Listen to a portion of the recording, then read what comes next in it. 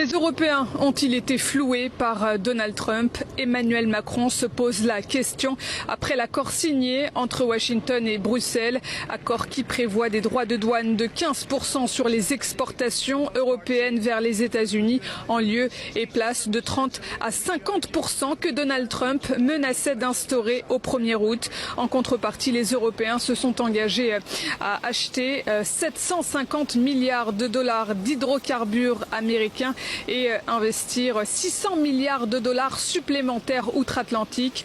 Emmanuel Macron est sorti de son silence en Conseil des ministres et le moins que l'on puisse dire, c'est qu'il a du mal à digérer. Pour être libre, il faut être craint. Nous n'avons pas été assez craints. L'Europe ne se vit pas encore suffisamment comme une puissance. La France a toujours tenu une position de fermeté et d'exigence. Elle continuera de le faire. Ce n'est pas la fin de l'histoire et nous n'en resterons pas là. C'est une première étape dans un processus de négociation qui va se poursuivre. De son côté, Donald Trump jubile et estime avoir fait le deal du siècle.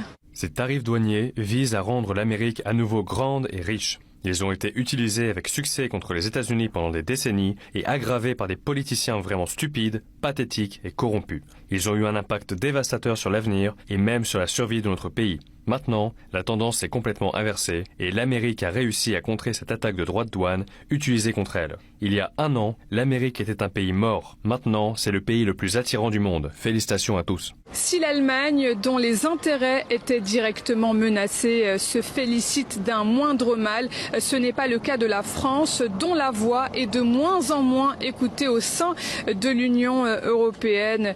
C'était déjà le cas vis-à-vis de l'accord de libre-échange avec les États d'Amérique du Sud, aussi appelé Mercosur, que la France avait tenté de saboter l'hiver dernier pour tenter d'épargner son agriculture. Aujourd'hui, les secteurs français des cosmétiques, de la maroquinerie, des vins, des spiritueux, pour ne citer que, s'inquiètent. En effet, tous devraient être concernés par ces nouveaux droits de douane américains. Chose extrêmement curieuse, l'exécutif dit ne pas avoir de détails précis au sujet de ce qu'a négocié la Commission européenne en son nom, au nom de la France, de ses armes, de son commerce, de son énergie, de son industrie ou encore de son agriculture. Est-ce que c'est un accord qui pour autant est bon? Nous considérons, le gouvernement considère, vous le savez, que c'est un accord qui est déséquilibré, qui donne de la visibilité mais qui est déséquilibré.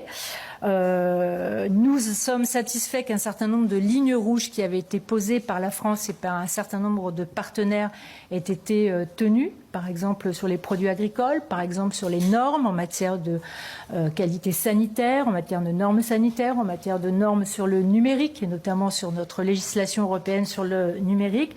Nous n'avons pas fait non plus de concessions sur la TVA, qui était une demande des États-Unis, ainsi que sur le numérique. Je dois dire immédiatement que l'accord n'est pas connu dans les détails.